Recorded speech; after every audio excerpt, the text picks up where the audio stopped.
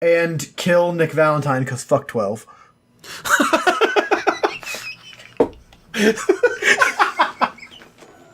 Fuck 12.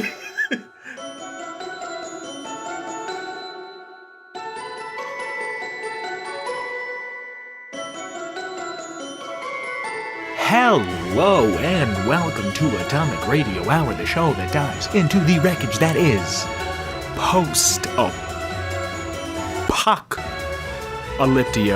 We are a post-nuclear podcast. I am your host, Vince, and I'm also here with... Your hopelessly romantic host, Declan. How have you been, friend? I have been good. I've been really good. I'm having a really great day. I ate breakfast. Like, that's incredible. Hot damn, you had breakfast? What'd you have? Yeah, I had like a croissant with an egg and cheese and stuff. Where'd you get that? It was like a breakfast sandwich I got at a local coffee shop. Oh. Yeah.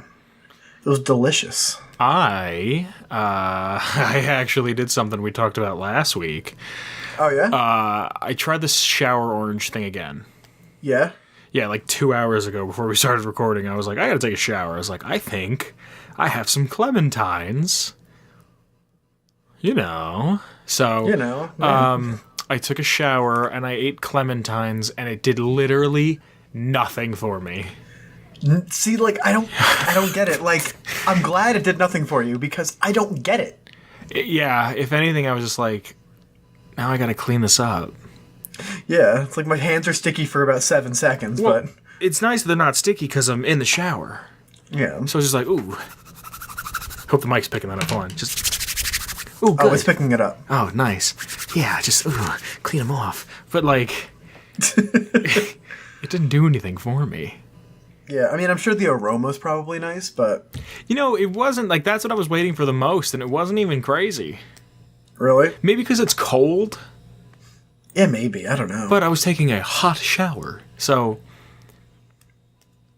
I think all in I don't all, know. clementines are awesome. But not in the shower. No, but, like, it's not that, like, oh, I would never eat in the shower again. I mean, are you kidding me? I wish I started brushing my teeth in the shower because it cuts out 3 minutes of my morning. Like, if I could eat and brush my teeth in the shower. I mean, all you need next is to put a toilet in the shower. I mean, you're not wrong. Think about how great that would be. Oh my god, think about how much time you would save. It's a one-stop hygiene shop. It's exactly. And then, do you know people shave in the shower? Really? Yeah. I don't know See, how. I wouldn't be able to do it without a mirror. Well, people put a mirror in, but it gets foggy, and then they, like, brush it off. I don't understand it, but apparently it's, like, a thing. No. Huh. That's weird. Yeah. I don't know. I use clippers. I don't use a razor. Yeah, I only use a razor after I've, like, clipped off what I need to clip off. Really? Yeah. No, I Like, never... my beard grows, like, far down to my neck, so I'll, like, razor off as much as I can to, like, the smallest bit. And then when I want to, like, shape it up, I'll then just use, like, an actual razor. I don't even know how to use a razor. Really? Yeah, I never needed to know. Because you've just always had facial hair? Well, when I was 3, yeah, pretty much. I was just like, I have to get this off of my face, and it was just like, I don't even think I was just like, hey, can somebody show me how to do this? It was very much like, this is how I get hair off of my head, so I'm just gonna do it on my face. Aha. You know what I mean? Like, it wasn't even like, oh, I gotta put 2 and 2 together and get a razor and, like, ask somebody for instructions. It was just like, I know how to take care of the problem. Yeah, it was just... Yeah, and I was done. Yeah. Yeah. Other than that, how have you been doing, my friend? Waiting for E3. Waiting for E3? Yeah, I'm actually really excited about E3. I haven't really heard anything about it. I mean, I know it's usually in, like, what, like July, June, I think. Yeah, I'm excited because I want to see what Bethesda's gonna do. Yeah, I want to see how their PR is handling what's going on. If they even have a showcase or whatever they're calling it. But Sony's not gonna be there. Yeah, I did read that, which, like, that's... I mean, I guess if you don't have anything to show, then why waste the money, but... I guess, but... I think next year they're going to announce the PS5. Yeah, so they're, like, taking a year off to build suspense. I don't even know if build suspense, but I just hope the next console that comes out is backwards compatible so I can play all my remakes and remasters on it. Yeah. because I'm not gonna jump into it right away. I think because I'm gonna that's a wait. lot of money to drop on like a marginally better system. Yeah, and it's not like I'm guaranteed anything. And like, look Like, I at can see if you were going from like a PlayStation 3 to a PlayStation 5, like that's a big jump. Oh yeah, oh definitely. Hell yeah. But did you hear about Blizzard? That they laid off like 800 people. They laid off 8% of all of their employees. That's terrible. They made a record amount of money. I just watched the Boogie 2988. Boogie, if you're listening, please come on the show. Yeah. I just watched his video, and he was saying that they did I believe it was $7.26 billion. In just cash old money. That's also before they pay everybody and shit gets... Yeah. But still. And on top of that, they... that's the most they've ever for a year, for a fiscal year. The most before that was 17, I want to say 0.19. Oh. Yeah, and then they just laid off a bunch of people, and then in the video, Boogie goes on to say that like the last time a Warcraft game came out, it was 2002. World of Warcraft has been going hard since like 2004, 2005. Overwatch came out 3 or 4 years ago. Diablo came out in 2012. I remember where I was when Diablo 2 or 3 came out. Really? Yeah, StarCraft came out almost 10 years ago. And like the next Diablo they're putting on the phone. Oh. Did you see that? They're all like, they were like, what? I actually applied for a position on that game. Did you really? Yeah. Why? Because I want to work for a AAA game studio. But, no, like, did you see the press conference? They were like, what are you doing? Like, what, are we getting another Diablo? And they're like, no, it's going to be on the phone. And they're like, yeah, we got that, but is it going to come to the PC? They're like, no. And everyone, like, at the BlizzCon was, like, freaking out. They're like, what the fuck? And the guy was like, you don't have a phone? Like, everybody has a phone. It's like, no, we don't fucking want that. Like, I think what it's coming down to, what I'm seeing is that it's just money. It's just, give us money. It's not, here's this thing that I had a creative idea for. It's just, give me money. Like, do you still play Overwatch? Yeah. Really? Not like every day or like every week or anything, but like I'll go on and I'll play it once in a while. I feel like Overwatch kind of missed the mark.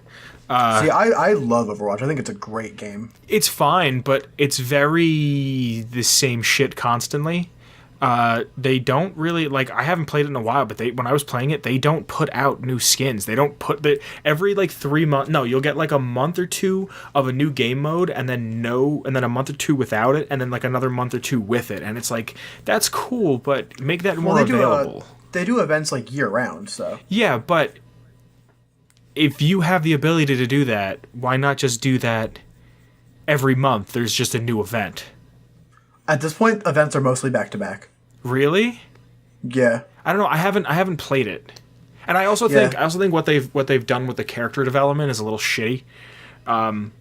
Here's all these characters that we know next to nothing about, and then when we need to, we'll say, "Oh, this character is this, or this character is that, or this character is this, and this character is that," just to drive up hype around the game. They're building a world. Yeah, but I mean, imagine if like you bought a book, and it was like, "We're gonna mail you the next chapter in a month." I'm not big on that. That's how games are different. No, I know, but they're more dynamic in that sense. But imagine it's like you go out to see the new Quentin Tarantino film, right? And it's like, all right, we're going to give you a ton of story development for this. And then your ticket's still good, don't worry, but come back in a month. And then we're going to give you all of the character background for the girl, or for the mob boss that she's working for. Like, imagine if you went to go see Kill Bill, and like that's already a movie that's all cut up. But imagine if like you finally got to Bill, like the fight with Bill, and then it's like, oh, come back in a week and we'll have all the story. That, and like the convenience of just saying, oh, this person's this and this person's that. Like when they announced that, what's his name, 76? Mm-hmm. When they announced that he was gay, it was kind of like, this is a little convenient, isn't it? I thought it fit well within the given lore. Really? Yeah. I just thought it was like, okay, like when they announced that Tracer was gay around Christmas.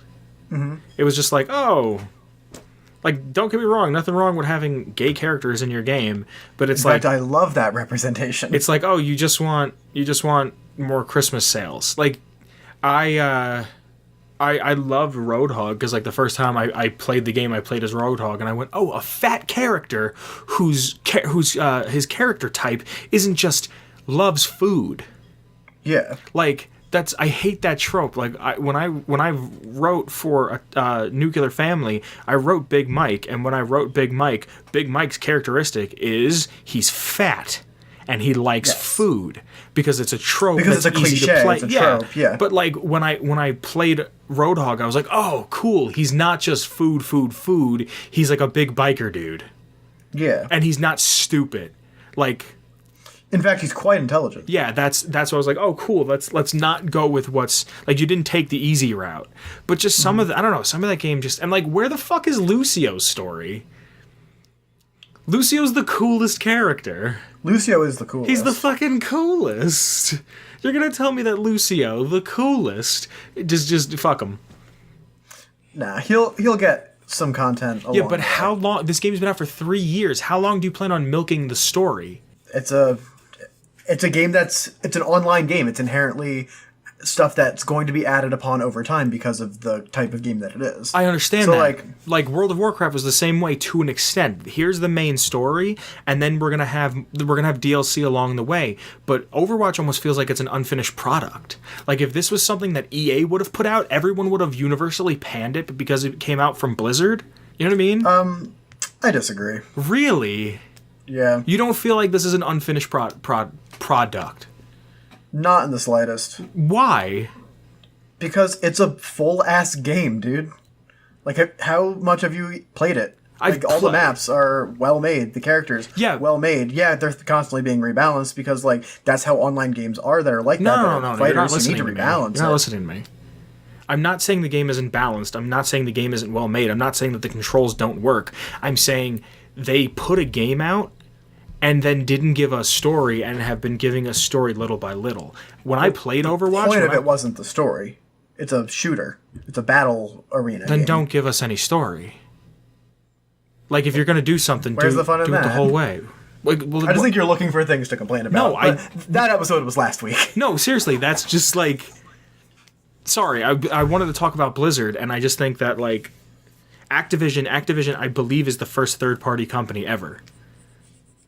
It was a subsidiary. They were guys that worked for Atari, and I believe the dude who started Activision wanted his name in the credits, the dude started Activision, worked for Atari, wanted his name in the credits, and Atari went, no one cares about who you people are, just make your games. And he hid his, I don't even remember the name of the game, but he hid his name in a game.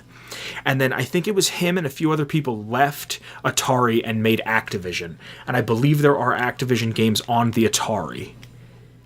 Oh, are there? I believe so. Activision is one of the oldest third-party companies, and they own everybody now. Yeah, well, Activision and Blizzard merged. Yeah. And Activision makes Call of Duty. Yeah. But they said their thing was that Hearthstone wasn't making as much money as it was before, and they were upset about it because it wasn't making its microtransactions. So they just laid off almost 10% of the entire company. Well, it's not good. So, yeah. 1983. What about the lore? You want to know what we have for the lore today? I would love to. For today's lore, we're going to talk about a fan favorite, a one Mr. Nicholas Valentine. Oh, I happen to know that a lot of people in the Discord are very into Nick Valentine. They're large fans. I mean, I would say that I'm a large fan also. Nick is an unusual robot detective. He is a synth. He owns and operates a small detective agency inside of Diamond City with the assistance of his assistant, Ellie Perkins. He possesses the memories of a pre-war detective whose name is Nick Valentine. He believes himself to be a prototype of Gen 2 and Gen 3 synths, which might explain why he exhibits sapient intelligence and is innately non-hostile towards non-institute humans. He has a brother, Dima, which is an entire episode for a different day. He identifies himself as the pre-war cop Nick Valentine who just woke up 200 years later. Most people look at Nick with fear and awe. One kid named Jim befriended Nick and eventually took him back to his settlement, and that was the first time he was ever treated as a person. He later left the settlement to just kind of go off on his own once he got his things together, and he returned back to the settlement and he found that it was purged by raiders. I actually didn't know that. Yeah. Nick made his way to Diamond City, a place known for their abundant hatred of the Institute and the synths. He gained respect and the sympathy because of the former mayor, a Harry Roberts. His daughter, she went missing. Turns out that she was picked up by these caravanners. She thought she was running away with these caravanners. Turns out they were actually kidnapping her. And he found the kidnappers by accident. Oh. So it was just after he escaped from the Institute, he started stumbling around and came across these people, these kidnappers. And when Nick kind of like realized, oh, I have to help this girl, she's in trouble, he told the kidnappers that since he's half synth, half man, well, he's a synth, but he's like that weird in-between synth. In-between, yeah. He told them that he had a bomb in his chest, and he would let it go, and he's just like, I'm gonna start beeping, and they're like, what? And he just like beep. He just said beep, beep, beep, and he took the girl and left. That's a fucking like critical 20 on like a charisma check. Yeah. Yeah. When he got back to Diamond City, he told the mayor what had happened, and the mayor, being as grateful as he was, thought he would give Nick a house in return for his generosity of saving his daughter. It's like, yeah, this one's all right. We'll keep this toaster. Yeah. At first, people were kind of like, I don't know about having this fucking this toaster in my next to my daughter. You know, I don't want him coming home with her. Amazon spy machine. Yeah. But he started becoming like Diamond City's handyman. And then one day there was a woman who went missing, and he went out to go find her, and she wasn't murdered, nothing happened. She ran away with her lover. And he did such a good job at it that people stopped asking Nick to fix things, and they knew, like, oh, if you need to find something, you get Nick. And that's how he started his own detective agency, because that's what he was before pre-war, which I'll get into. Yeah. He was a cop. I think of, like, the companions, I think Nick's story is one of the richest. Yeah. And I really, really like it. It is really good. I think I beat it, but I could be wrong, because like I was reading the lore and I was like, oh, I remember doing this, but I don't remember doing this. Oh, like you didn't do like all the like companion related quests? I thought I did it all, but like I was like, oh, I remember all this, and then I was like, oh, do I? Like I thought that I did all of it, but I've been hearing some things that I think are new to me. Really? Yeah. So maybe we both just suck at Fallout 4. Probably. He was on a case where he was trying to find a woman named Darla, and it turns out that she ran away with Skinny Malone and his gang. They imprison Nick in their hideout, which is Vault 114. The sole survivor, when he meets up with Nick in 114, he goes and saves Darla, depending on how you do it. He helps him out, and then when you get back, you go back to his detective agency, and he says to him, he's like, hey man, I need to find my kid. The sole survivor says, I need to find my kid, and then he helps you with that. Now, after this, there are some spoilers, so if you have not played Fallout 4, fast forward like 2-3 minutes, and we'll get out of this. Yeah, I'll try to put up a little spoiler icon thingy on the video. Thank you. If I forget, then oops. If once Nick... once you have Nick as a companion and you go out and you kind of see all there is to see with him, and you go on his quest line where you go through the memory den and you find out where Kellogg is and you find out how to get to the Institute and all that, if you keep him as a companion, Nick will eventually open up to the sole survivor about his past, and then you start tracking down these 10 holotapes to find the last location of Edward Winter, which was a mob boss that was his my one last job kind of thing. But it wasn't like a my one last job. It was more of like, there's a time limit because the bombs are gonna drop, but I don't know that. So the Eddie Winter holotapes are actually really interesting. No, they're really, really good. Yeah. This was Eddie Winter is the man who killed his fiancée, Jennifer Lance. Once you go through the whole thing, Nick will show the sole survivor where he killed Jennifer Lance, and then Nick starts to contemplate his whole life of, what should I do? Am I a human? Am I this? Am I that? I have the memories of a dead man, but I'm in a body I don't recognize. It's really, really deep. Like, it's really like this. And like last week, I think we talked about, we were talking about Rex. And it was like, if you put a human brain inside of a dog, like, am I a human? Am I a robot? Am I a dog? It's very much like, let's think about what it means to be human. Which, man, is that a bloated question? That's my favorite question. But hold on. The original Nick Valentine was originally a police detective. The non-toaster. Yeah, this is now, I read everything off the Fallout wiki, fallout.fandom.com. Everything comes from there. There's a lot of stuff, and I couldn't really surmise it the way I surmise my notes, so I wanted to read it right off the website, so I'm going to read this directly verbatim from the site. Nick Valentine was originally a police detective from Chicago. He was brought to Boston to lead Operation Winter's End. Fucking 10 out of 10 name. 10 out of 10. An operation to bring down mob boss Edward Winter. Unfortunately, Winter, or one of his associates, managed to find out about Nick's fiancée, Jennifer Lance, and killed her in revenge for Nick's involvement in the operation. Now, this is the most Fallout shit, and I love it. The Bureau of Alcohol, Drugs, Tobacco, Firearms, and Lasers. What does that stand for? Like, what's the acronym? BADTFA? BADTFLA, yeah. Actually, what is that? All right. Hold on. What is that a play on? I don't know. I was wondering the FDA, no? I think so. I don't know. I went to fucking public school. No, the FDA is the Food and Drug Administration. It's like the DEA and like the FBI kind of like put together. I'm on the thing for it. It says the Bureau of Alcohol, Drugs, Tobacco, Firearms, Lasers, aka the BAD TILFA, BADTFL, is the Fallout universe version of the real world Bureau of Alcohol, Tobacco, Firearms, and Explosive, the ATF. Oh, okay. The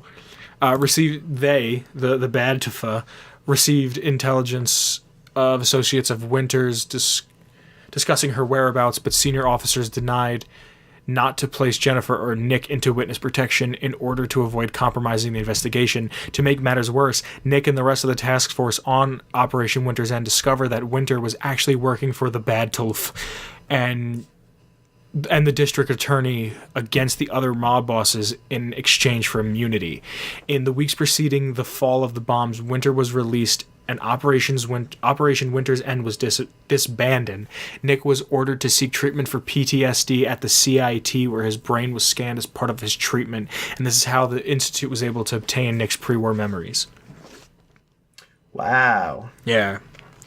Very, very interesting character, very, very interesting kind of arc that he plays within the game. I think there was a lot of things that were kind of lost with Nick, though, like the Memory Den. I feel like the Memory Den could have been a massive part of the game, and I think I've said it on here before. I think the Memory Den would have been awesome for you to go back and relive some pre-war memories with your wife to kind of get closure at the end of the game, especially since they spend all that time and money making all of those assets for me to play in the pre-war for 20 minutes. You know what I mean? Yeah, like I would have really liked more from the Memory Den. But what they did make with Winter's End and Nick Valentine, honestly, one of my favorite Fallout 4 stories. Really? Yeah. It's one of my favorite like little storylines from Fallout 4. It's so cool. Cool. I mean, I'm a sucker for like a noir story. Yeah. I think that they could have done more with him having a piece of Kellogg in him, too. Oh, there's that, too. Because there's the scene where he's like, find what you're looking for, detective, or something, when he's got that. And, like, that's it. Like, it never came back up. Like, if we could take Nick to the Institute and they could scan his brain again or put him in, like, it'd be cool.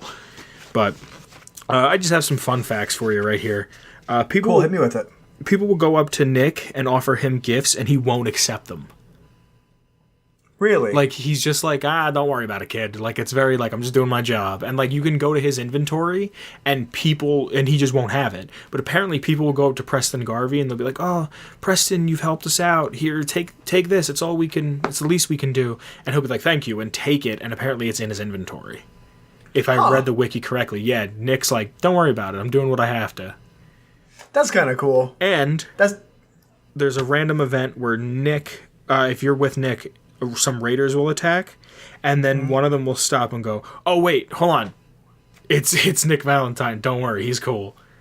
And no way. Yeah, they're like, he's cool. He helped me in the past. And then Nick's like, I have written down here, Nick helped them, and it passes him and goes, no, he's good people. Nick responds with, well, I'm glad you made something out of yourself. All right, we'll be going now. Which they were saying, the wiki was saying that might be a nod to Jim. That's Jim, the kid who, like, helped him out. No way. And I'm like, why would that be Jim? Yeah. Like, I mean, or I people from that town. I can kind of see where that connection could have been made, but, like, that's still pretty cool. Even if it doesn't have any other, like, bigger picture significance. No, I really like that one. It's still neat. Yeah. They're like, hey, stop right... Oh, it's Nick. He's cool. Don't worry.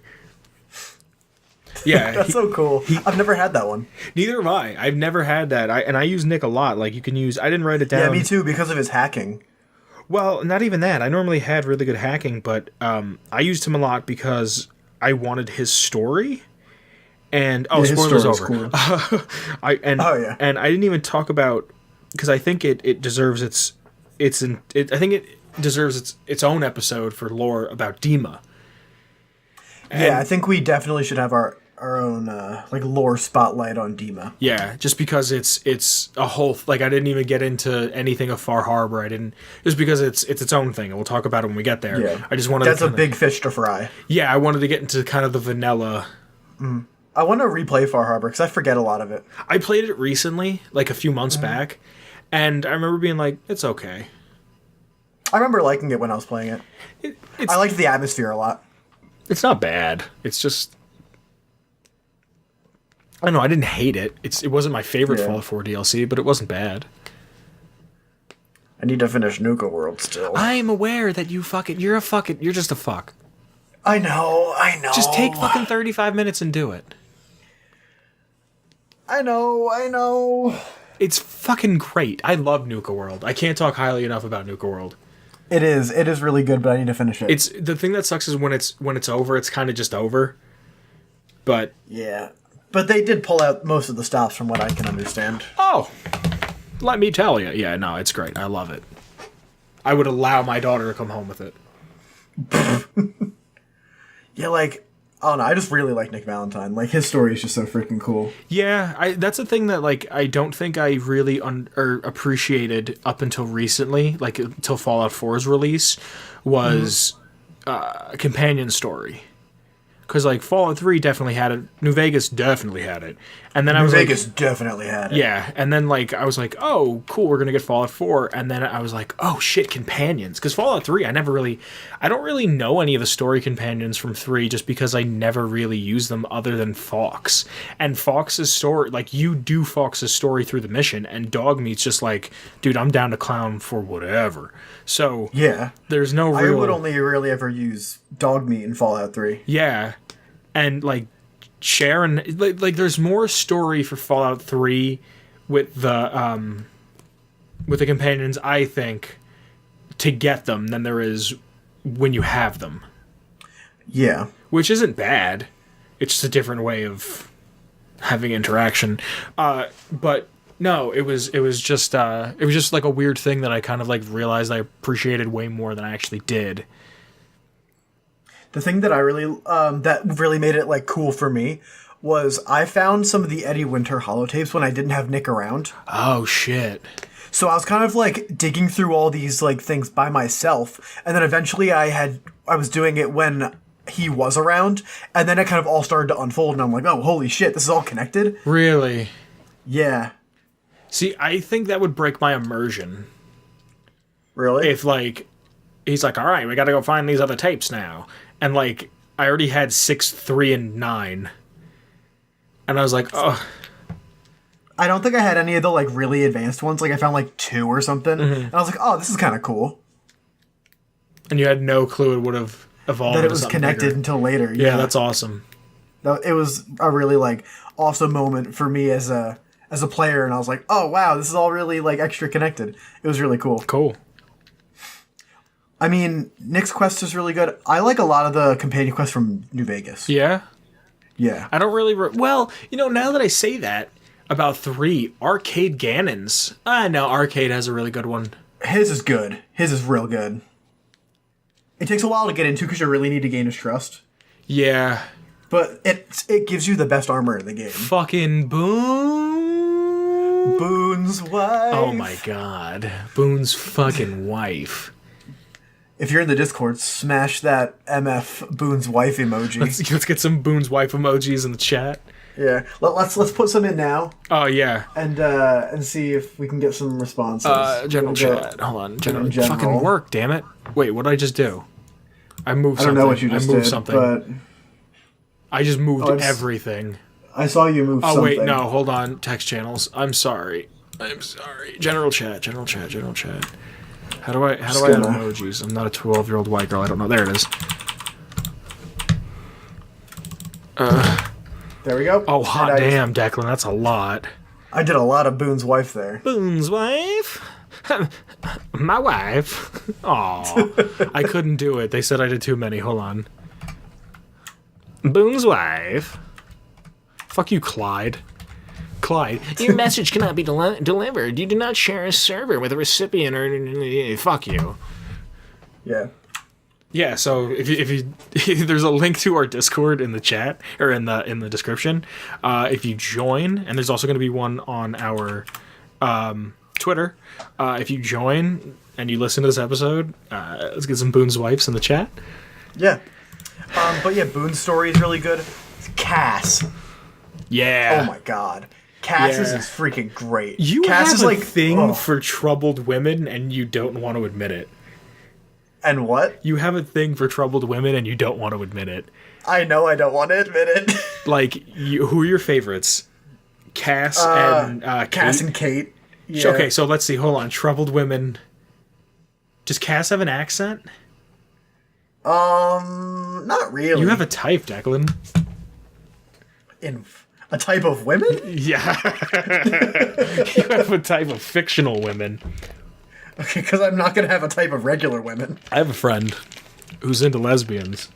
Not that, like, that's all he likes. Like, that's all he watches. That's all he just loves girls that he, like, develops relationships with and then later turn out to be lesbians. Yeah, just, like, by accident. Yeah. He's just...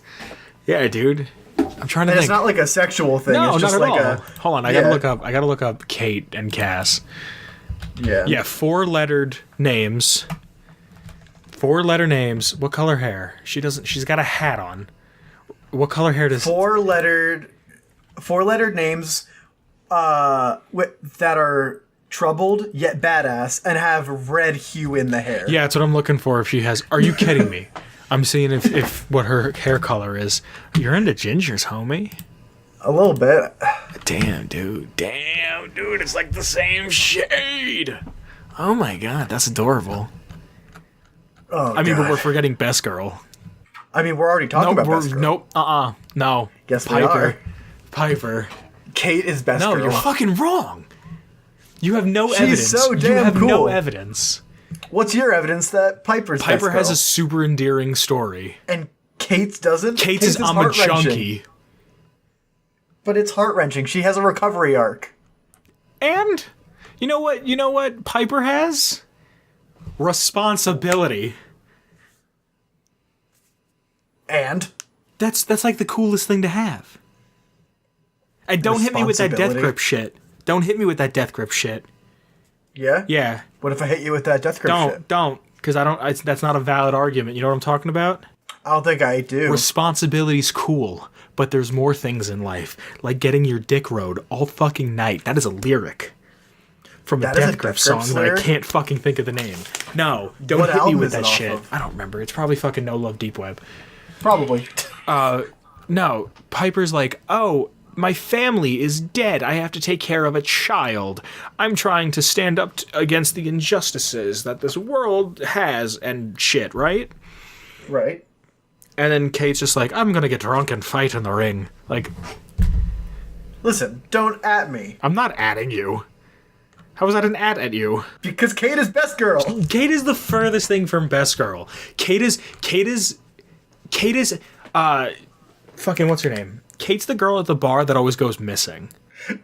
You know the girls that, like, you see, like, a group of girls at the bar and I'm like, oh my god, Jessica, you're my best friend, I love you. That. Yeah. She's the one who's like, I love you, Jessica, I'm gonna go in the bathroom and fucking do my makeup and do a bump of coke. And, like, she goes in the bathroom and it's 4 hours later and nobody's seen Kate. It's like, where's Kate? I think she left with the bouncer again. Oh my god, she's in the bathroom doing coke off the floor. Like, it's just... All right, well then, fine. Wait, hold on. If we're gonna make a definitive choice on who best girl is, let's open it up to all the Fallout games. Okay. Who's in the running, at the very least? You give me your top 5, I'll give you my top 5. I mean, are we including best boys also? It's 2018. Sure. Let's do 2 separate lists, and then we'll narrow it down. Okay. To best male and female. Okay. Does that include mutants? Yes, okay. They can be included in either. Okay. And okay. Are we gonna put? Hold on. Wait. Hold on. Dogs are out. Okay. I was gonna say dogs. Are they just automatically boys? All dogs are best boys. Okay. So they're already have their medals of honor. All right. So, all right. You go first, and then I'll tell you why you're wrong. Fuck. In order, best female, and I'll tell you best females. All right. All right. So, number 1, because I know definitively my favorite female is definitely Cass. Really? Okay. Yeah. Cass. Uh-huh. This is from 1 to 5? Or this is from 5 to 1? This is from, like, best. Best to 5th best. Yes. Okay. Because I can't on the fly think of who the 5th best is, but I know who the best is. Okay. So, Cass is the best. Second place is Veronica. Veronica? Yeah.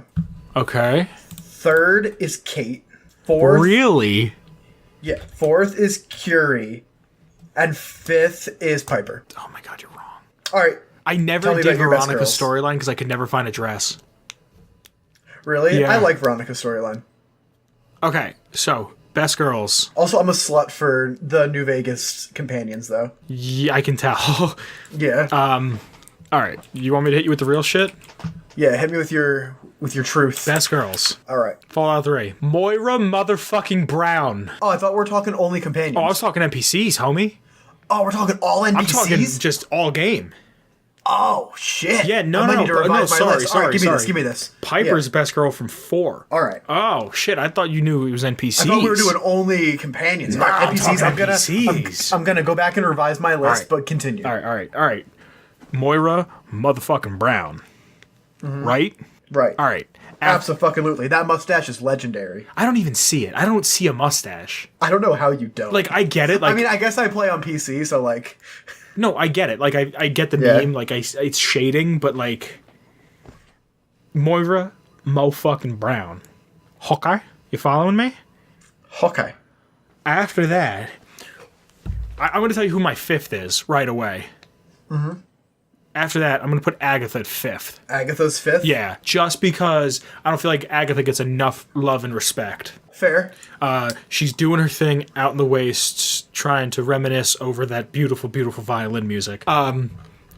Number 2? Are you ready for me to hit you with number 2? Give it to me. Number 2 is a girl very close to my heart who does not get enough fucking recognition. Yeah? She goes by Sierra Petrovita. Fuck, dude, she's on my list. Is she really? Yeah, she's my number 2. Really? Yeah. Ooh, she got post-contemporary haircut like a motherfucker. Oh my god. Yeah. Piper for 4, because, come on. Yeah. That hat drives me nuts. And then for... And when she calls you blue. Okay, that's not like a thing. It's just like, that's adorable. Yeah. Let me see, who's my 4th? I want to say Sarah Lyons. Sarah Lyons is fucking badass. Because there's something about having responsibility that I just love. You love a woman that has something to do. I just want a woman who's going to take care of me. I just want to sit around and play Fallout 3 all day. Yeah, I'm going to go... no, I don't feel like I've given Fallout New Vegas any representation. Because I'm just going to flex on New Vegas? No, well, I feel like I should give Fallout New Vegas some representation. I feel like there's at least one solid character from Fallout New Vegas that's a female that I can't think of. I like Cass, but I don't have, like... And you don't have, like, a gamer boner for Cass. Yeah, and I never really did Veronica's storyline. I mean, there's other good NPCs that aren't companions. Yo, honorable mention? Yeah. For 3, though? Was it Dr. Lee? Yeah, Dr. Lee's a good honorable mention. I can't think of a female from New Vegas that I'd consider best girl. I don't want to, like, reveal my cards too early, because I've got some. Hit me with yours. Alright, from New Vegas, some good candidates. We have Sunny Smiles. All of them. Just... Give me your top 5. Top 5 dead or alive. Dead or alive of all Fallout games. Yeah. Top 5. And NPCs, not just companions. NPCs. Alright, NPCs. So, favorite female NPC goes to Cass. Okay. Of all time. Cool. Then Sierra Petrovita. Really? Yeah. Cool. From there, I would probably go with... I really like Sunny Smiles. Really? Yeah. See, I didn't even think of her because she's like, I'm Sunny Smiles. This is my dog. Shoot. Okay, bye. But like I played a lot more New Vegas than I did 3. Yeah, I know. And so I like really always like latch onto that fact of like, oh, hey, it's the first person. Okay, I see that. The first lady that taught me how to shoot in the really bad engine. Yeah. Next is your wife from Fallout 4. My wife. Your wife. Oh, can I put Boone's wife on my list? You can put Boone's wife on your list, yeah. Cool. Whatever's left of her. Oh my god. I'm sorry. I'm trying to think of a number 5. You know who I really want to add on my list? No, you say your things. I had it, but now I've completely lost who my number 5 is. Well, holy crap. I can't think of her name, but she's the woman who does the underground fight club thing for New Vegas, and I can't think of their name. Oh, yeah. She's really cool, and I only ever did her questline once. Oh, I know one of them. Someone who's definitely in the top 10 is the girl that lost her voice from Sierra Madre. What? You know the one? No. Hold on, wait. Let me look up the Sierra Madre people. I played Sierra Madre one time. Really? Yeah, I really honestly didn't give New Vegas enough love. I'll be the first person to tell you that. Oh, my Chrome is just crashing because I've got like 30 tabs. Oh, I was going to say, yeah, so, can you fucking get rid of some, please? No. Okay. I will die before I close all 30 of my tabs. Yeah, I'm not seeing anything on the wiki. I know, she's like one of the show people, right? Yes, I believe so. Because, like, you find Dog/God here, and Dean Domino, right? Yeah. Wait, she's the one in the red dress, right? I think. Her name's Christine. Christine. Like Christine the car? Royce. Yeah, I found her on the wiki. Christine Royce. She's the one that can't speak. But throw me a link, Homeslice. Yeah, hold on. Let me just go in, let me drop this in the host lounge. Oh, yes. Remember? She's fucking cool. Yes, she is. No, she's really, really cool. Really, really cool. I remember her. Doesn't she talk through, like, a radio or something? I know that there's, like, at some point in the DLC, you can give her a voice. You give her, like, the hotel attendant's voice. Cool. Of Vera Keys. Cool. Yeah, she's a really cool idea, really cool dynamic. Yeah. I had a friend who thought that Sierra Madre was, like, the greatest piece. I think it's really good. No, I get that, but he thought it was the greatest piece of, like, storytelling in a game ever. Ever? Like, just... He couldn't speak highly enough of it. I mean, points could be made towards that. No, and I'm not saying that he's wrong. I'm not saying... It would always fascinate me whenever he would talk about it, because you could see, like, the time he spent in the Sierra Madre. It was, like, way more meaningful to him than the actual game itself, it almost seemed. But yeah, if I have to add someone to be my number 5th, I'd say it'd be her. Yeah, I'll give it to you. I mean, you know what I mean. Yeah. Oh, and Ghost. Yo, does she even like do anything though? She just has some really cool ass voice lines and some shades. Cool. Yeah. Yeah, I was gonna say I didn't think that she really was like, hey. Yeah. So what about your best men? You go first. I went first last time. I went first last time. I was only talking about companions though. For best girl? men. Wait, did you go first for best girl? Yeah, you did go best for. You did. Yeah, just go. All right. Number 1 is Arcade Gannon. Okay. Because abso-fucking-lutely. Number 2 would have to be... Number 2, I'm gonna go with Paladin Dance. Really? Because he's so fucking honorable. Okay. Like, that man just seeps honor. Okay. Number 3 is Butch Deloria. Okay. Number 4, is Dad. Alrighty. Mr. Liam Neeson himself. And number 5, Doc Mitchell. Okay. Doc Mitchell's so fucking chill, dude. That's why? Just because he's a cool homeboy? He saves your life, basically. Okay. I think Doc Mitchell's the reason that the story for New Vegas exists. Yeah. Yeah. And like, no matter what you do, he's always willing to help you. He's the kind of support structure you need in your life. Especially when you steal all of his shit. Yeah, every single burnt book, that's fucking mine. Yeah. Alright, tell me about your best dudes. Number 1. Bow Wow. Fuck, I forgot! Number 2. You didn't even say his name. No, I don't have to. You know exactly what I'm talking about. Yeah. Number 2. I really want to say Boone. Because I think I really Boone's identify with I hate everything and everything's miserable and it's not my fault, but it's definitely my fault. That's really fucking good. Who else? Number 6, if I could be so bold and give a number 6, I'd have to give it to Travis. Travis is fucking cool. Yeah. I don't know if I like it's me, Travis, or it's me, Travis more. I like the awkward Travis better. I think I do too. But I think that's because I had more time with non-awkward Travis. Yeah. Boone at number 2. Fox at 3. Something troubling you, my friend? Indeed. That I can't think of a 4th. I would like to put on the table John Henry Eden. Is he human? He's a robot. He's not. I mean, he's not binary, if you know what I'm saying. But I hate my fucking self so goddamn much. Good. But I mean, because he's a robot, I would say you could consider him in any category. Okay. I wouldn't put him as a favorite though, to be honest. No? No, I just wouldn't. think his voice is fun to do. No, it is, but I think it's also like I wouldn't put Liam Neeson on my list because I think he's too essential. But at the same time, I can get the argument that Three Dog is too essential. I totally get that. Yeah, there's that. But that's just my perspective. I don't know. It feels like girls were a lot easier to do. Can I do 4 and 5 as Drake and Josh?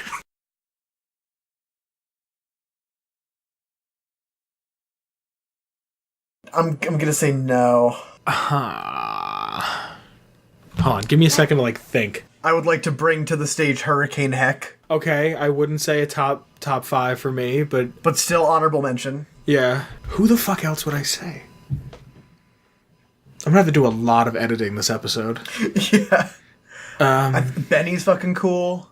Benny, yeah, fuck Matthew Perry. He knows what he did. Oh, he knows what he did. He's fully aware of what he did. Let's get some fuck Matthew Perrys in the chat. I wouldn't put Benny as a top 5 though. Yeah, a lot of these are good characters, but not top 5 material. Three Dog, Bow Wow, Boone, Fox. You know who I'm gonna put? I'm gonna put at my number 5. It's a controversial one. I'm gonna put McCready as a child. Kid McCready? Yeah. Kid McCready's fucking... He has potential. He's got balls. He's got balls. He does. Number 4 is Alistair Tenpenny. Alright, I fuck with that. Yeah, I think I think the whole, oh, I'm better than you because I am old and have a building is just kind of like... I have money. Yeah. I think that's a good one. I think that's my best boys. I mean, I think honorable mention, if you will. Another one. Yes. Sorry? Another honorable mention would be House. Yeah. And I mean, I think House is like so just influential in New Vegas that he's so important that it's hard not to mention him. See, but I feel like saying that like House or Dad or like Doc Mitchell is your favorite character is like saying that like, oh, my favorite character in the Bible is Jesus. Like, of course it is. Like, yeah. I'm not dissing you. I'm not saying anything against it. I'm just like, that's like, why I'm not picking them. Yeah. I was just trying to spitball and throw stuff out there. Yeah, no, I feel like it. I appreciate it. It's really hard to like rank in a top 5 when you've got so many good characters to go off of. Yeah, that's another thing. Like another good one is the guy that is in Jacobstown. That like doctor guy. Yes, who's working on how they all have schizophrenia and how he's trying to get away from it. Yeah, on the Nightkin. He's a cool character. The NPCs from Gotta Shoot Him in the Head. Like, that's a bomb-ass quest. Oh, yeah. Fucking Crowley. Crowley, yeah. The dude who gives you the quest is cool. He's very... I didn't pick a single ghoul for my list. I was gonna say, it's a goddamn sin that you didn't pick a ghoul. Huh. Well... But Crowley's a good one. See, you know what, though? I'm not gonna lie to you. I was not very disappointed. I was pretty disappointed with Hancock. Yeah? I thought they could have done more. I could agree. I think Hancock was cool, but I feel like he could have really been cool. Yeah, he's neat, but he's just he's the man raisin version of Kate.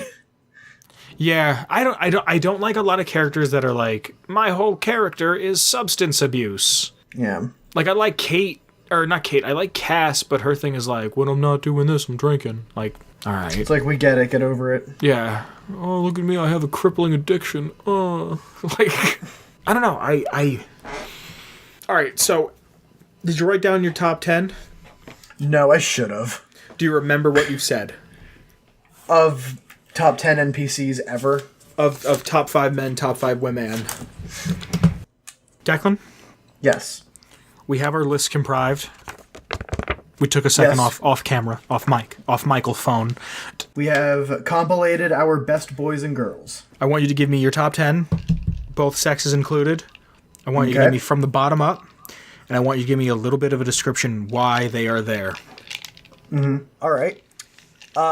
So, number 5, for the ladies, we have Christine Royce from Sierra Madre. Okay. She's number 5 because I remember her story being really intriguing, and also she was able to kind of communicate, like, with, like, not having a voice properly, and, she's just a badass, like, former Brotherhood scribe, and I'm, like, thinks that she's a badass woman. Okay. Number 5 for the men, this one is kind of a question mark, but it's Dr. Mobius. Dr. Mobius. Yes. He's the like evil floating brain scientist from Big Mountain. That's why I didn't fucking recognize it. Okay.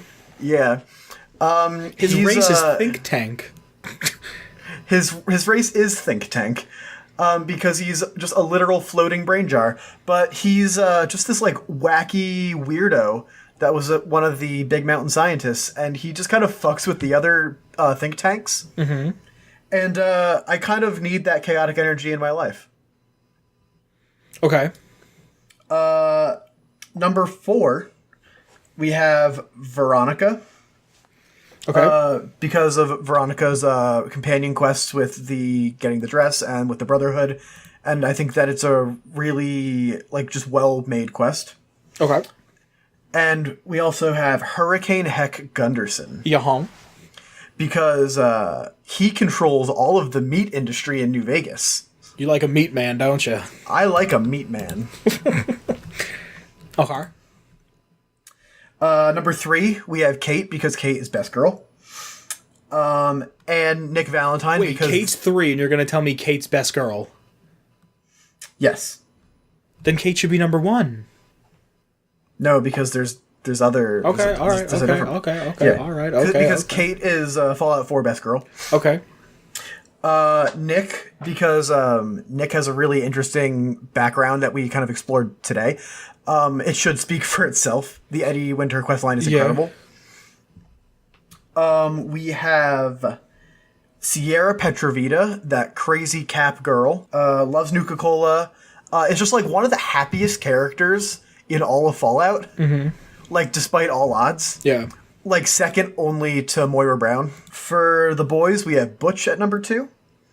Because tunnel snakes rule. Yeah, I feel like I have to give him an honorable mention. And Butch is actually kind of cool after leaving the vault. Yeah. Then our number 1 best girl of Fallout is Rose of Sharon Cassidy. Okay. Because she's just so fucking intriguing to me, and her quest with the caravan and her like revenge plotline is so fucking awesome. And that's one of my like favorite companion quests of all time. And number 1 for the guys is Arcade Gannon. Because hit me with that gay shit. Alrighty. And also Gannon family Tesla armor, and his companion quests is another fucking incredible experience in Fallout New Vegas. So that's my list, and that's all I got. What about you?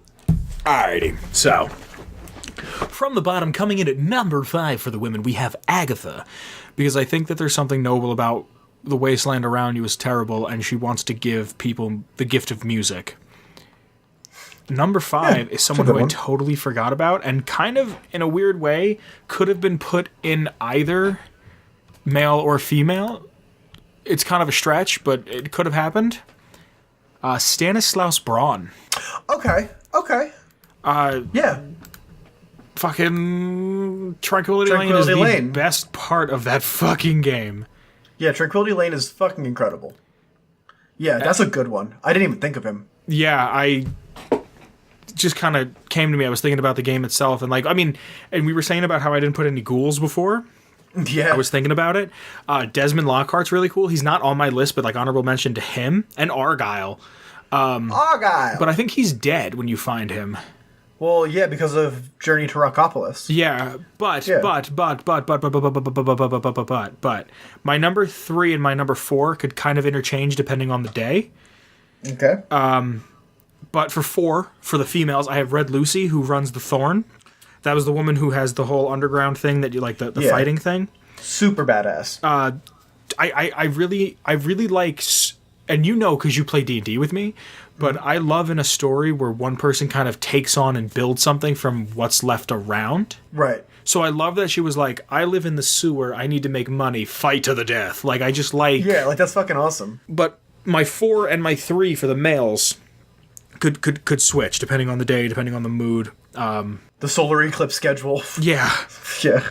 Alistair Tenpenny. Good one. And or Roy Phillips. Roy's a good one. Roy, because they're kind of like at odds with each other. And that's why I say they can flip out. Yeah. Because I like Roy a lot, because he's like, I'm a ghoul, I am a human who is just very old. And my skin is falling off. And you are a human who is very old and your skin is not falling off. We have caps, let us come in. Yeah. And I like a true capitalist. Yeah, and I like how Tenpenny's like, no, fuck you. Nah. And like, I like both. I like, and it kind of goes back to how Red Lucy kind of built her own underground thing. Tenpenny built his own, not that he built the tower, but he took it over and like made it into a whole thing. Like, I really like that type of development. Created an establishment. Yeah, I like that type of shit in the world. Yeah. But for my 3 for the female is Piper, who is best girl of Fallout 4 by fucking far. By maybe a small stretch. No, by fucking far. By fucking far. Maybe on your birthday. Kate doesn't even... That's really fucking funny. That's really fucking funny. That's... Oh. Sorry, hold on. Let me just take a sip of this. I can't get over how fucking funny that is. Number 3, Piper Wright. Best girl Fallout 4. Like I said before, Roy and Tenpenny could kind of flip out. Mm-hmm. Number 2, for females, Sarah Petrovita. Sarah Petrovita is incredible. Just because being a collector myself, I think that's why I like her. Being someone who has a shrine to Fallout, a shelf that is just... It's actually 2 shelves now of Fallout shit. Ooh, you've upgraded. Yeah, I have the Pip-Boy kit on one side. Oh, cool. I appreciate that even though the world sucks, she still found something she liked. Yeah. Like I said, just like unbrindled happiness. Yeah, just, and she's like, oh, my neighbor doesn't want to fuck. He's just a good guy. He's not trying to take advantage of me. Like, just, Fox, because come Something the fuck on. Troubling you, my friend? Not when Fox is around. Yeah. And for number 1, the best top girl of all time within the Fallout universe, by far, is Moira Brown. By fucking far, Moira Brown. Incredible choice. Moira is an incredible NPC. One of the first that you really can see in the new Fallout games that kind of really has a life and a good energy about her. Yeah, I care what she's doing and has to say. Yeah. You'll do that survival guide 100 fucking times because it's Moira Brown. Yeah, just because it's like, okay, and it helps you so much, but it's also like, all right, I'll get a couple levels out of this. I love that shit so much. And the best male, the best man, the goodest of good. He's bringing you the truth no matter how bad it hurts. The one, the only, the Mr. 3 Dog. Because Bow wow wow. Bow wow wow. The entire game is staying as impartial as you can be, but not going with the dark side and being like, Vault 101 was doing this. I don't agree, but you gotta do what you gotta do. Like, it's... Yeah. And I really like the idea. I like the idea a lot of you're being narrated. I love that. In an ongoing story. So it's not just like you could read a book or watch a movie and be like, and that's when everything changed. When I came home and he was in bed with a man. Right. Like, you could do all that shit, but it's like... Yeah. But, like, with this, it's like... Apparently one of the vaults just opened up. Did somebody fart? Like, it's just... Yeah, like, it's like... Seeing the world... You get to literally see the world through someone else's eyes. Yeah. But more of, like... hear it from their perspective. It's brilliant. And I love the fact that they had somebody in each game to do that. Mm-hmm. But, like, by far, 3 Dog's the coolest. Oh, but, like, Mr. New Vegas is really cool. Yeah, 3 Dog is the Lucio of Fallout. The fucking coolest.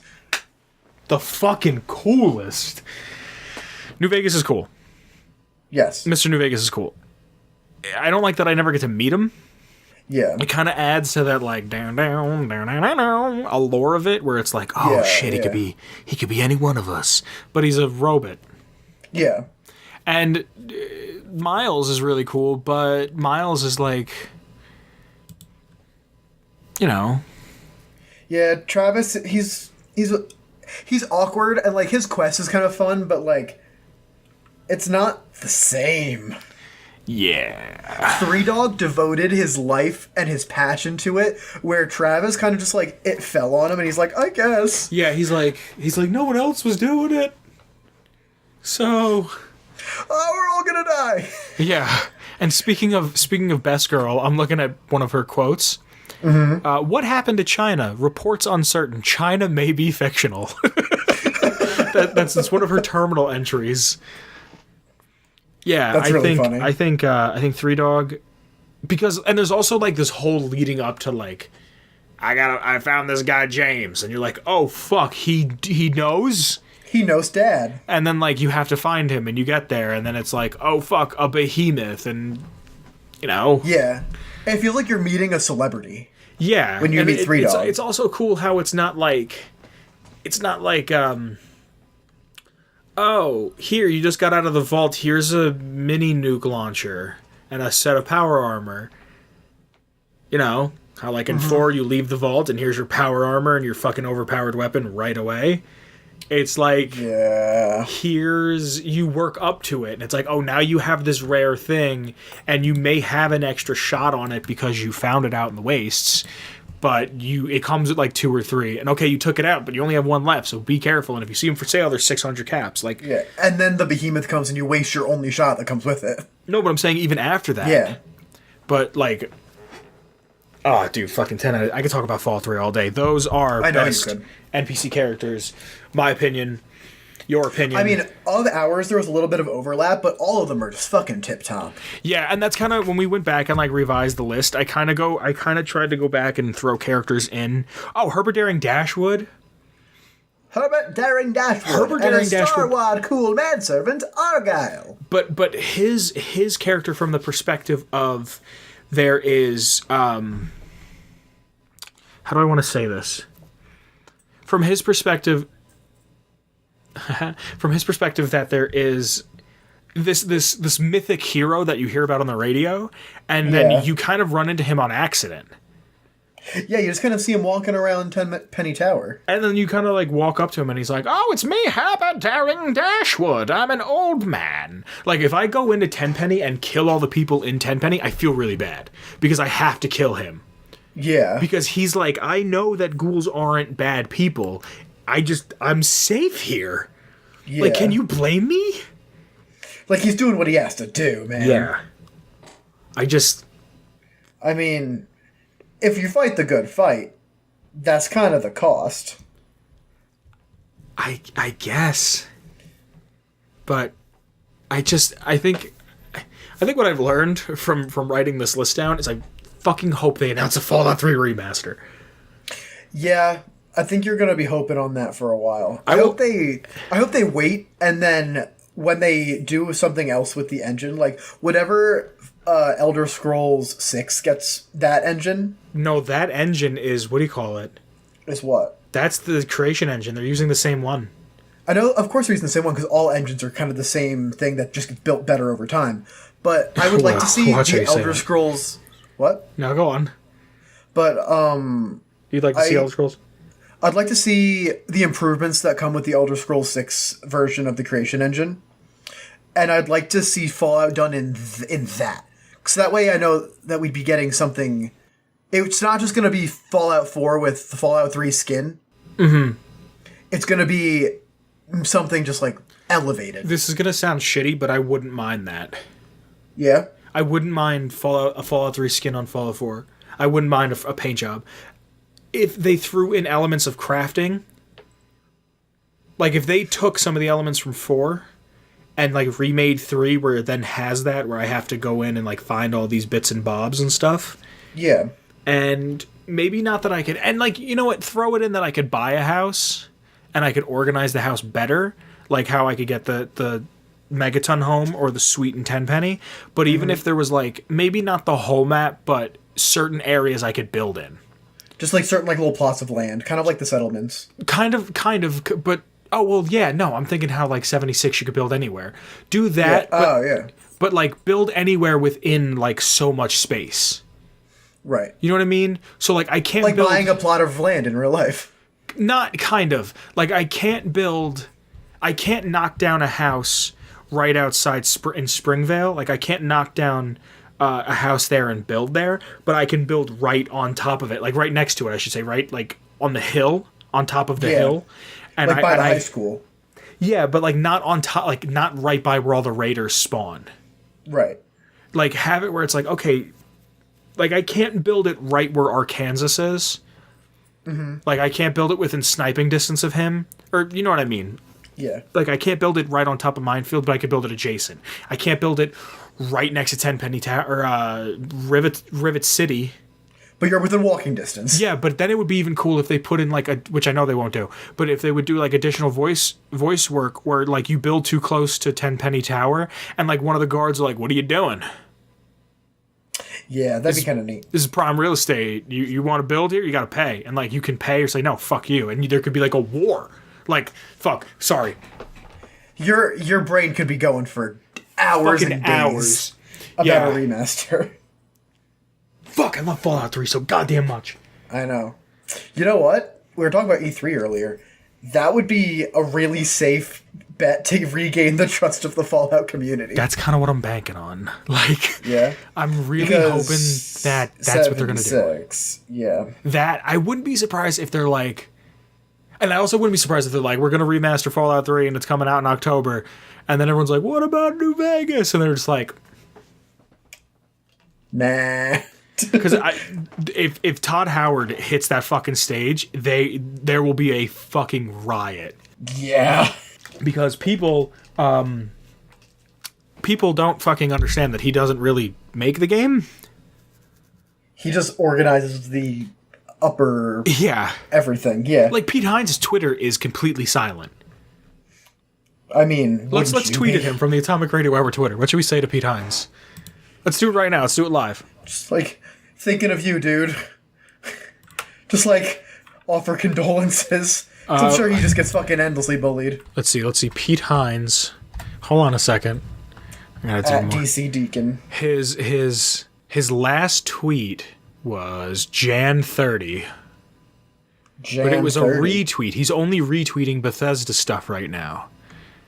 He hasn't made an original tweet since 76 came out. He might not be allowed. Oh, I didn't even think of that. His what's it called? His bio says, AKA Uncle Pete, SVP of Global Marketing Comms at Bethesda. This is my personal Twitter account warning. I tweet about our games and many other random things. So we're gonna tweet at Papa Pete. At Papa Pete. Hey, is that too formal? Or is that too informal? I think hey's fine. Just like hey comma. Hey Papa Pete, thinking of you today. Hope you're not getting bullied. Hold on, Papa Pete or Daddy Hines? I think Daddy Hines is too informal. Okay. Papa Pete is informal, but with a little funny. Hey Papa Pete, thinking of you. Hope all is well? Hope all is well. Hope all is well. Should I say anything else?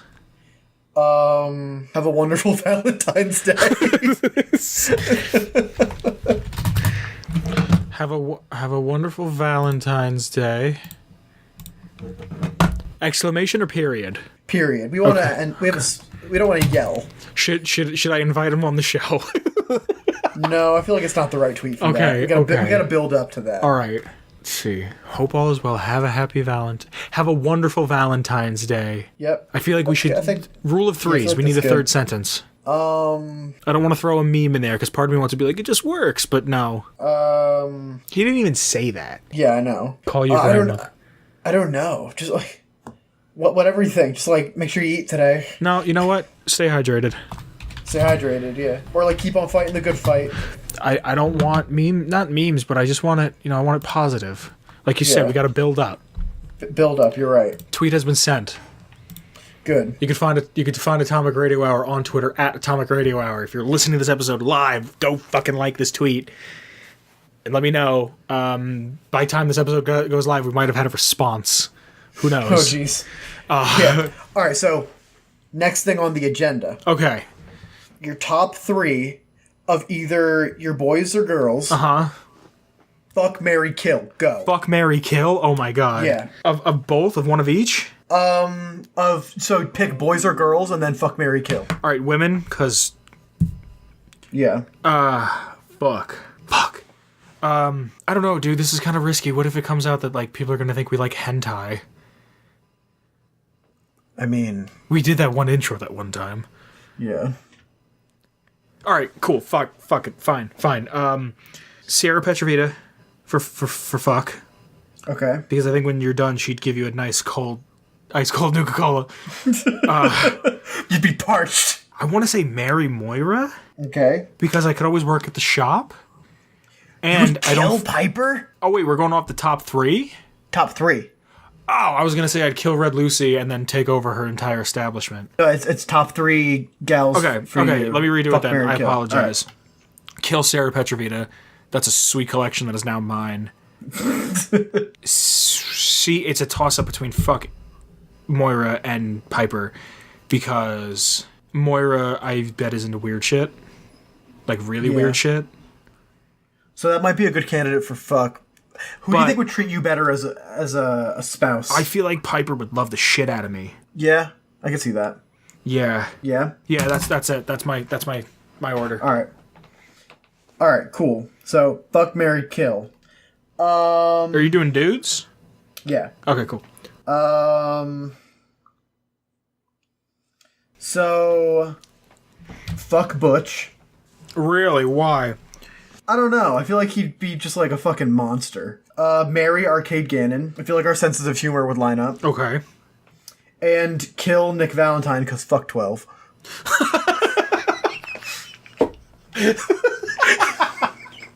Fuck 12. But something that you don't want to fuck is our intro music. Oh? That would be Feather Duster by Shane Ivers. If you want to download it, you could get that at the link in the description, but you could just also type it in, because that's www.silvermansounds.com/free music/Feather Duster. But Vince, tell me, where can the good folks find the show on Twitter? If you'd like to find the show on Twitter, you can find the show at Atomic Radio Hour. But where can they find you? If you want to find me, you can find me at my personal Twitter account. I've been a little bit more active on Twitter recently, but you can find me at Declan_Bean. What about you personally? If you'd like to find me on Twitter, you can find me at all capitals, _Boogans.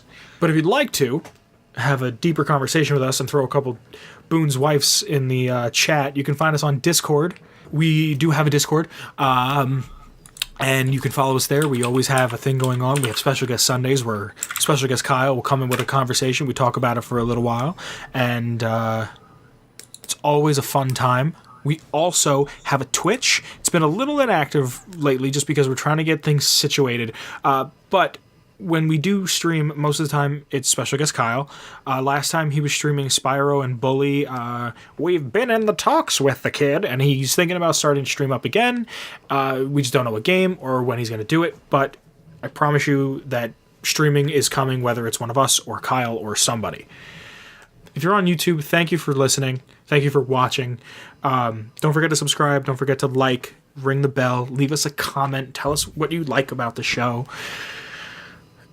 You can also get us on all major streaming platforms. You get us on Stitcher, Spotify, Apple Music. We're finally on Apple Podcasts. Apple Podcasts, CastBox. So I'm sure you guys love that, you iPhone users.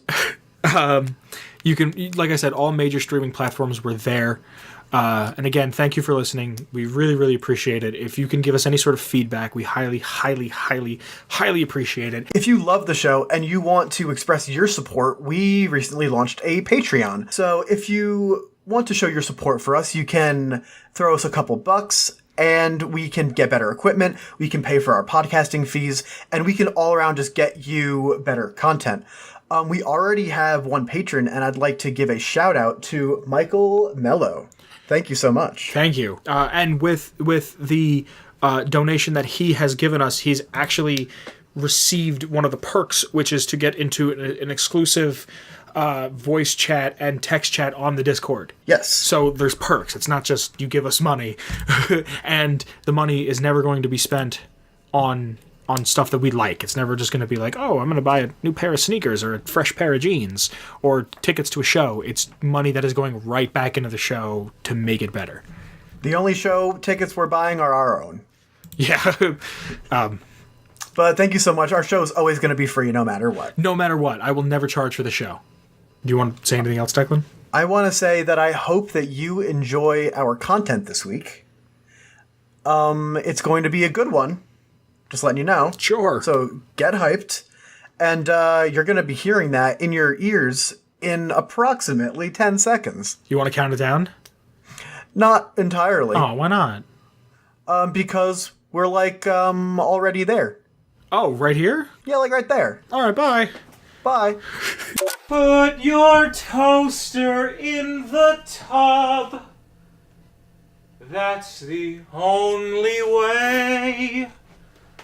Put your toaster in the tub, just so you can say, put your toaster in the tub and kiss it all away. Put your toaster in the tub today. Robco brand toasters. For when you want your fucking toast to be toasted. Yeah. Hey, it's Vince. I shouldn't have to say this, but I feel like I have to say this. Don't put your toaster in the bathtub. We here at Atomic Radio Hour do not condone using your toaster as a bath bomb. You can die. Okay. Well, make sure you wear clean pants. Thanks for listening. Bye-bye. Atomic Radio Hour